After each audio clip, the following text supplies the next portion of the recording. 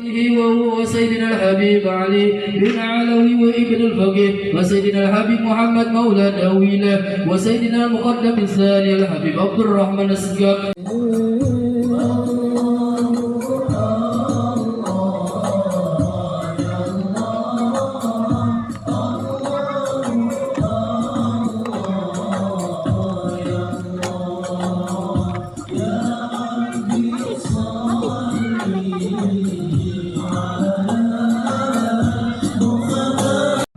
Memperbanyak bersalawat Nabi kita Muhammad sallallahu alaihi wasallam. Mudah-mudahan di yaumil qiyamah nanti kita mendapatkan syafaatul uzma pertolongan dari Nabi kita Muhammad sallallahu alaihi wasallam. Amin ya Allah ya rabbal alamin.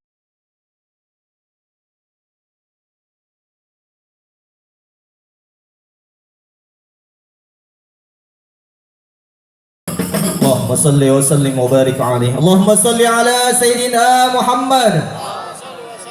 Kami sampaikan kepada Habib Rizki bin Al-Hadar untuk menyampaikan ceramahnya. Kepada beliau kami persilahkan. Assalamualaikum warahmatullahi wabarakatuh.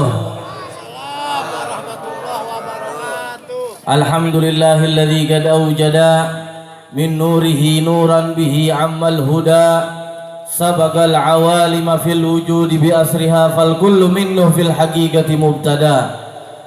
Allahumma salli wa sallim ala sayyidina Muhammadin al-fatihi lima ughliq wal khatimi lima sabaq nasiril haqqi bil haqq wal hadi ila siratikal mustaqim wa ala alihi wa ashabihi haqqa qadrihi wa miqdarihil azim. Alhamdulillah, yang saya muliakan para habaib, para asatid, para alim ulama, para tokoh masyarakat, hadirin hadirat yang tidak bisa saya sebutkan namanya satu persatu namun tidak mengurangi rasa hormat dan ta'zim saya. Alhamdulillah, segala puji bagi Allah Subhanahu wa taala yang alhamdulillah pada malam hari ini Allah Subhanahu wa taala masih memberikan kita nikmat iman, nikmat Islam, nikmat sehat wal afiat, nikmat hidayah, petunjuk dari Allah Subhanahu wa taala sehingga kita bisa berkumpul di tempat yang insyaallah Allah turunkan rahmat dan berkahnya. Salawat serta salam marilah kita haturkan kepada junjungan kita, kepada kekasih kita, baginda kita Nabi besar Muhammad sallallahu alaihi wasallam beserta keluarganya dan para sahabat-sahabatnya. Alhamdulillah. Alhamdulillah. Sama-sama kita kumpul di sini membaca Maulid Nabi Muhammad sallallahu alaihi wasallam, duduk di majlis ilmu untuk sama-sama kita zikir kepada Allah Subhanahu wa taala dan mempelajari ilmunya Allah Subhanahu wa taala yang mudah-mudahan duduknya kita di sini mendapatkan keberkahan dari Allah Subhanahu wa taala. Allah Subhanahu wa taala ampunkan dosa-dosa kita. Allah Subhanahu wa taala jadikan kita dicintai oleh Nabi Muhammad sallallahu alaihi wasallam dan Allah Subhanahu wa taala rubah keadaan kita dari yang sebelumnya kita tidak baik menjadi keadaan yang lebih baik dengan berkah majlis ilmu seperti ini. Karena apa? Berkahnya majlis ilmu seperti ini luar biasa. Dulu di Hadramaut ada seorang Habib namanya Al-Habib Hasan bin Saleh Al-Bahar Al-Jufri. Habib Hasan bin Saleh Al-Bahar ini punya majlis yang luar biasa besarnya. Kemudian beliau punya murid namanya Syekh Abdullah bin Smir Al-Hadrami. Satu kali muridnya tersebut Syekh Abdullah bin Smir ini tadi didatangi satu orang rentenir. Ada satu orang rentenir terkenal gitu di kota di Sabah tempatnya Habib Hasan bin Saleh Al-Bahar. Didatangi oleh seorang rentenir, nggak ada angin, nggak ada hujan. Ini rentenir minta dibimbing oleh muridnya Habib Hasan bin Saleh ini tadi yaitu Syekh Abdullah, minta dibimbing taubat ke jalan Allah Subhanahu wa taala. Kemudian Syekh Abdullah bin Smir ini heran. Dia bilang ini rentenir kok nggak ada angin, nggak ada hujan, minta dibimbing taubat kepada Allah. Akhirnya kata Syekh Abdullah dibilang, ya khair kalau engkau mau taubat kepada Allah, engkau minta ampun kepada Allah yang benar, kemudian stop pekerjaanmu rentenir ini tadi. Kemudian kembalikan harta-harta yang kau zalimi ini kepada yang punyanya. Akhirnya karena betul-betul ini orang pengen taubat kepada Allah Subhanahu wa taala, akhirnya dia bertobat minta ampun kepada Allah dan seluruh hartanya dikembalikan kepada orang yang punya haknya dan juga sebagian disedekahkan oleh orang tersebut. Ini kan menunjukkan bahwa dia taubat ini betul-betul taubat. Kemudian 3 hari dari itu ini orang meninggal dalam keadaan telah bertobat kepada Allah Subhanahu wa taala. Kemudian Syekh Abdullah bin Zubair ini tadi bingung. Dia bilang, ini kenapa? Kok orang ini tadi nggak ada angin, nggak ada hujan, minta dibimbing taubat. Terus 3 hari setelah itu dia meninggal dalam keadaan taubat kepada Allah Subhanahu wa taala. Apa ini sebabnya? Satu hal yang membingungkan gitu dari orang tersebut. Akhirnya lama dia pikirkan hal tersebut, kenapa gitu nih orang bisa taubat kepada Allah Subhanahu wa taala, enak bener gitu hidupnya. Akhirnya dia berhari-hari memikirkan, gak kuat, akhirnya datang kepada gurunya Habib Hasan bin Shalih Al-Bahar. Kemudian Habib Hasan bin Shalih Al-Bahar ini tahu muridnya ini lagi bingung gitu. Dia bilang, ya Abdullah, ente nih berapa hari ini kemana aja? Ana lihat kok ente lagi bingung nih, ada hal muskil ini. Apa? Coba cerita kepada ane, kata Habib Hasan bin Shalih. Akhirnya diceritakanlah oleh Syekh Abdullah bin Zubair ini kejadian tersebut kepada Habib Hasan bin Shalih Al-Bahar. Kemudian Habib Hasan bin Shalih Al-Bahar tersenyum mendengar kisah daripada Syekh Abdullah bin Zubair Al-Hadrami. Dia bilang, ya Abdullah, engkau jangan heran ya Abdullah. Ketahuilah katanya, ini orang rentenir tadi dulu udah lama ini kejadian. Ini orang tadi pernah ada urusan utang piutang dengan salah satu muridku. Kata Habib Hasan bin Shalih. Jadi ini rentenir tadi nagih ke rumah muridku, kemudian dikabarkan oleh keluarganya bahwa muridku ini sedang duduk di majelisku. Ini rentenir tadi kan dengar begitu, ngetok pintu rumahnya nggak ada orangnya, dibilang lagi di majelis Habib Hasan bin Shalih Al-Bahar. Ya namanya rentenir kan dikejar duitnya, ngerti nggak? Iya kan, dikejar, mau di majelis kayak didatengin deh, ditungguin tuh orang itu. Akhirnya kata Habib Hasan bin Shalih Al-Bahar, ini rentenir tadi datang ke majelisku. Dia diri di depan pintu majelisku sambil nunggu selesai majelis. Dan ketika selesai majelis, kata Habib Hasan bin Shalih, aku lihat rahmat Allah Subhanahu wa taala turun di majelisku. Dan rentenir tadi dapat bagian dari rahmat Allah Subhanahu wa taala tersebut. Maka kata Habib Hasan bin Shalih Al-Bahar, ketika aku lihat itu rahmat Allah mengenai si rentenir tersebut, aku yakin, kata Habib Hasan bin Shalih, bahwa dia tidak akan mati kecuali dia telah taubat kepada Allah Subhanahu wa taala. Ini beruntungnya apa? Kita duduk di majelis ilmu. Apalagi di hadapan kita ada para ulama yang kita nggak tahu, ada para wali-wali Allah di depan kita ini. Kita datang ke majelis ilmu bawa hati yang bersih dengan husnudzon kita mencari keberkahan di majelis-majelisnya para ulama. Insya Allah dengan hal itu akan menaikkan derajat kita di sisi Allah Subhanahu wa taala. Mengharap keberkahan dari para ulama dan para aulia illah, kita akan tinggi derajat di sisi Allah Subhanahu wa taala. Sebagaimana dulu Syekh Abdul Qadir Al-Jailani radhiyallahu taala anhu. Ini kan majelis-majelis manaqib Syekh Abdul Qadir Al-Jailani ya. Ini Syekh Abdul Qadir Jailani kita tahu kan rajanya para wali. Kutubul Aqtab, kutubnya para kutub. Yang kakinya beliau itu Syekh Abdul Qadir Jailani berada di pundaknya seluruh para wali. Ini beliau mendapatkan magam yang tinggi tersebut dengan apa? Dengan duduk di hadapan para ulama, dengan kerendahan hati beliau, dengan betul-betul tulus mengharapkan berkah dari Allah Subhanahu wa taala lewat para ulama tersebut. Ini Syekh Abdul Qadir Jailani dulu waktu masa belajarnya beliau, ketika beliau masih jadi santri, itu beliau mendengar di satu kota gitu ya, ada seorang wali min aulia illah yang bernama Qutbul Ghaus. Syekh Abdul Qadir Jailani ini dengar nama itu tadi, ini ada orang di kota ini Masya Allah luar biasa. Akhirnya beliau dengan 2 orang temannya ingin mengunjungi syekh tersebut. Tapi 3 orang ini niatnya berbeda. Yang pertama temannya beliau, dia niat ketika dengar nama di satu tempat itu tadi ada seorang wali yang bernama Al-Ghaus, ya kan, yang luar biasa gitu kan. Dia nggak percaya. Yang satu temennya ini dia bilang, coba kalau memang wali anak mau tes deh dia.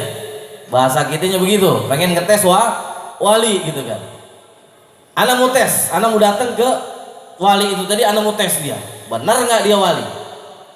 Kemudian yang satunya datang kepada wali tersebut, dia punya niat pengen tahu aja, nggak mau ngetes, nggak mau apa, cuman penasaran aja, ngerti nggak?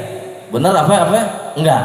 Kemudian Syekh Abdul Qadir Jailani ketika ditanya niatnya apa, dia bilang ana niat mengharapkan berkah dari orang yang disebut wali tersebut. Datang murni pengen ngalap berkah, pengen duduk di hadapan wali tersebut mendapatkan keberkahan dari beliau. Akhirnya 3 orang ini jalan ke rumah Qutbul Ghaus tadi, sampai di rumah si wali tadi, mereka duduk nunggu si wali tadi lama. Si wali tadi nggak keluar gitu, nggak turun dari kamarnya. Kemudian udah yang satu nih udah gerendeng nih, ngerti nggak? Yang satu yang pertama udah kesel nih, mana nih wali nih, iya kan? Nggak datang, nggak turun, gitu jauh-jauh datang apa semua, udah gerendeng di hatinya. Yang satu lagi juga udah mulai gelisah nih, kecuali Syekh Abdul Qadir Jailani radhiyallahu taala anhu. Beliau tetap duduk, iya kan, di rumah wali tersebut, duduk dengan penuh ta'zim. Akhirnya nggak lama wali tadi turun dari kamarnya di atas gitu, dia turun. Kemudian dia nggak pakai basa-basi nih wali tadi, dia langsung sebut, ya fulan bin fulan, nunjuk ke orang yang pertama tadi. Ente datang kemari ini mau ngetes aneh tahu, ente mau ngetes aneh, ente bawa pertanyaan ini dan itu, dan pertanyaan ente jawabannya adalah ini dan itu, disebutkan jawabannya begini, ini pertanyaan ente. Kaget ini orang. Kemudian karena ente udah kurang ajar datang kemari, kata si wali tadi, maka ana lihat bahwa ente ini nanti akan mati dalam keadaan Nasrani, bukan dalam keadaan Islam.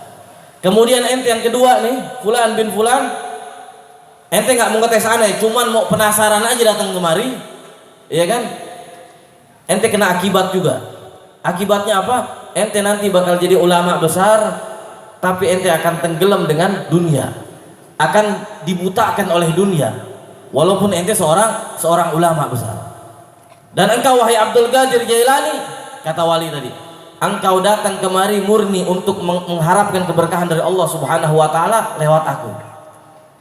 Dengan rasa penghormatanmu, ta'zimmu kepadaku, kata wali tadi, maka satu saat engkau akan menjadi rajanya para wali, dan engkau akan berkata di dalam singgasanamu, di atas singgasanamu, engkau akan berkata bahwa kakiku ini berada di pundaknya seluruh para wali Allah Subhanahu wa ta'ala. Berlalulah zaman, iya kan? Syekh Abdul Qadir Jailani udah dewasa, kemudian yang 2 murid temannya tadi udah dewasa juga, menjadi ulama di masing-masing kotanya. Kemudian yang satu, yang pertama tadi, yang datang mau ngetes wali tadi, dia bilang dia hidup jadi ulama gitu di suatu tempat. Kemudian satu waktu ini orang tadi mau azan di menara masjid. Kalau dulu kan azan di atas menara ya. Kalau sekarang kan pakai speaker. Kalau zaman dulu di Arab itu azan, kalau mau azan naik ke atas menara. Ketika dia nih orang tadi yang pertama tadi mau azan di atas menara, dia lihat ada di satu rumah gitu perempuan cantik luar biasa. Bahasa kitanya kembang desa ada di situ ya.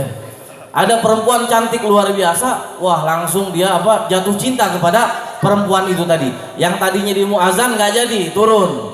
Akhirnya datang ke rumahnya, kenalanlah dengan perempuan itu tadi. Ternyata perempuan tadi itu adalah Nasrani, orang Kristen. Kemudian karena jatuh cinta udah luar biasa sama nih orangnya, sama nih perempuan, akhirnya dia tetap maksain gitu, ngelamar ini perempuan. Kemudian orang tua perempuan ini tadi bilang, ana nggak bakal terima lamaran ente, mau nikahin anak aneh kecuali ente masuk ke dalam agama aneh. Akhirnya karena ini orang udah dibutakan oleh cinta tadi, udah dia masuk ke dalam agama Kristen. Masuk ke dalam agama Kristen, dia nikah dengan perempuan Nasrani tadi. Nggak lama dia jatuh sakit. Udah gitu bukan sakit aja, dia ditimpa kemiskinan yang luar biasa. Miskin, udah sakit miskin. Nggak lama dari itu dia meninggal dalam keadaan miskin. meninggal dalam keadaan miskin, jenazahnya dilempar oleh orang-orang Nasrani tersebut ke jalanan. Nggak diurusin jenazahnya itu sama orang-orang Nasrani. Kemudian temannya yang kedua tadi lewat di tempatnya dia. Kemudian dia lewat, dilihat kok ada orang rame-rame nih. Kenapa nih? Kemudian ada jenazah di situ yang udah busuk gitu kan. Dilihat, ini jenazah siapa ya? Kemudian disebut, oh ini jenazah Fulan ibn Fulan katanya. Dia mulai ingat tuh, ya Allah, Fulan ibn Fulan. Kan ini teman aneh dulu, teman belajar aneh dulu nih. Kata yang kedua nih tadi. Kemudian dilihat, ini kenapa kok jenazahnya bisa di jalanan begini? Akhirnya diceritakanlah oleh orang-orang tersebut bahwa ini orang masuk ke dalam agama Nasrani. Kemudian mati dalam keadaan miskin dan jenazahnya dibuang oleh orang-orang Nasrani. Kemudian setelah itu orang-orang Muslim juga nggak mau ngurusin jenazah ini orang, karena ini orang udah murtad. Jadi yang Nasrani nggak mau ngurus, yang Muslim nggak mau ngurus. Nangis dia dengar itu. Dia bilang, ya Allah, benar ini ucapan Syekh tadi Al-Ghaus tadi yang dulu berpuluh-puluh tahun yang lalu, ini benar. Ini orang mati dalam keadaan Nasrani. Dan demi Allah, kata yang kedua tadi, demi Allah, saat ini ana menjadi ulama besar, masya Allah, menjadi qadhi di kota Baghdad, dan ana sekarang telah dipengaruhi oleh dunia. Jadi dia sadar gitu, dia sadar bahwa dia ini dipengaruhi oleh dunia. Dia menjadi hakim di kota Baghdad karena keilmuannya, tapi hakimnya hakim yang masya Allah deh, ngerti gak? Yang suka terima sogokan yang ini, demi Allah. Ini karena kekurangan ajaran anak terhadap Syekh Al-Ghaus tadi. Dan kemudian di saat itu pula Syekh Abdul Qadir menjadi walinya Allah Subhanahu wa taala, mencapai magam yang sangat tinggi di sisi Allah Subhanahu wa taala karena keberkahan beliau duduk ta'zim di hadapan para ulama tadi. Itu Syekh Abdul Qadir Al-Jailani rahimahullah taala. Ini luar biasa gitu ya. Kita membicarakan Syekh Abdul Qadir Jailani ini sesuai dengan majlis manaqib Syekh Abdul Qadir Jailani. Ini luar biasa, sangat banyak keutamaan Syekh Abdul Qadir Jailani. Dan beruntung kita duduk